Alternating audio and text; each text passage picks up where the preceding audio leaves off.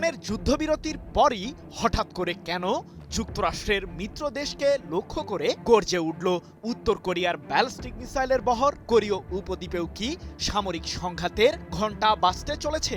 কারণ দক্ষিণ কোরিয়ার সামরিক বাহিনীর অভিযোগ, বেশ কয়েকটি ব্যালিস্টিক মিসাইল নিয়ে উত্তর কোরিয়ার পূর্ব উপকূলে গর্জন দেখিয়েছে পিয়ংইয়ং। শুধু তাই নয়, সেই ক্ষেপণাস্ত্রগুলো প্রায় ২৪০ কিলোমিটার আকাশপথ পাড়ি দিয়েছে বলেও দাবি সিউলের। কোরীয় উপদ্বীপের এমন উত্তাপে যুক্তরাষ্ট্র কি কোনো প্রতিক্রিয়া জানাবে? প্রশ্ন হলো, ইরানের যুদ্ধবিরতির সাথে উত্তর কোরিয়ার মিসাইল উৎক্ষেপণের কোনো যোগসাজশ রয়েছে কি? ইরানকে ঘিরে মধ্যপ্রাচ্যের আগুন যখন নিভে গেল, ঠিক তখনই উত্তাপ ছড়ালো কোরীয় উপদ্বীপের দুই দেশের মাঝে। সাম্প্রতিক সময়ে দক্ষিণ কোরিয়ার সাথে বেশ কয়েক দফায় সামরিক মহড়া সেরেছে যুক্তরাষ্ট্র।